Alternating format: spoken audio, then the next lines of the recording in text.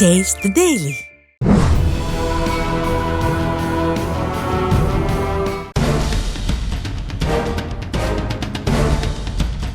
தமிழகத்தில் கடந்த சில நாட்களாக டெங்கு, மலேரியா, ஃப்ளூ போன்ற விஷக்காய்ச்சல்களால் பாதிக்கப்படுபவர்களின் எண்ணிக்கை தினமும் 5000 கடந்துள்ளதாக வரும் செய்திகளை பார்க்கும்போது நெஞ்சமே வெடித்துவிடும் போல அதிர்ச்சியடையும் நிலை ஏற்படுகிறது. இன்னும் சென்னையில் அதிக அளவு வைரஸ் காய்ச்சல் பரவி கொண்டிருக்கிறது. குழந்தைகள் முதல் முதியவர்கள் வரை பாதிக்கப்பட்டவர்கள் அரசு மருத்துவமனைகளுக்கு சிகிச்சை பெறுவதற்கு வருவதில் இருந்து இந்த செய்தி நமக்கு உறுதியாகிறது.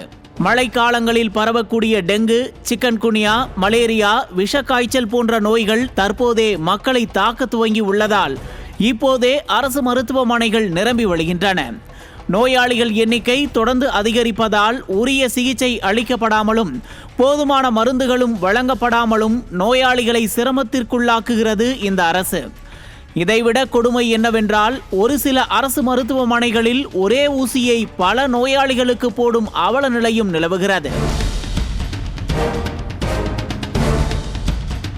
அரசு மருத்துவமனைகளுக்கு தேவையான மருந்துகள் இந்த திமுக அரசால் வழங்கப்படுவதில்லை என்பதை எதிர்க்கட்சித் தலைவர் பலமுறை அறிக்கைகள் மூலம் சுட்டிக்காட்டியும் இந்த அரசு கண்டுகொள்ளாமல் மெத்தனமாக இருந்ததால்தான் இப்போது இந்த தட்டுப்பாடு ஏற்பட்டிருக்கிறது.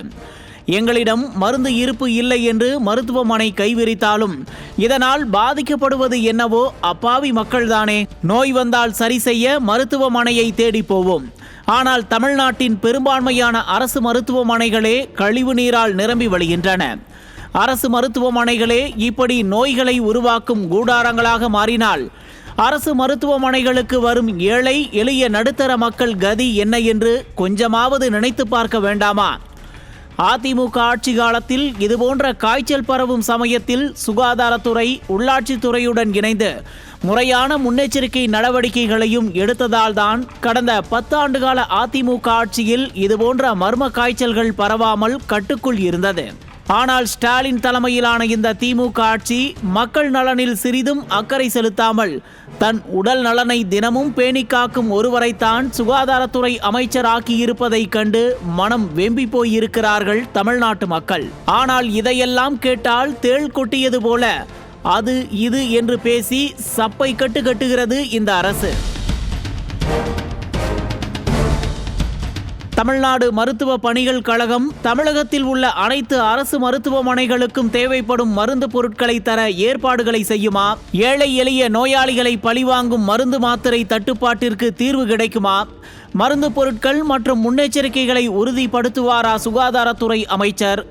மக்களை பாதுகாக்குமா தமிழ்நாட்டு சுகாதாரத்துறை என்பதை பொறுத்திருந்துதான் பார்க்க வேண்டும். நியூஸ் ஜே செய்திகளுக்காக இணை ஆசிரியர் மனோஜ்குமார் கோபாலன்.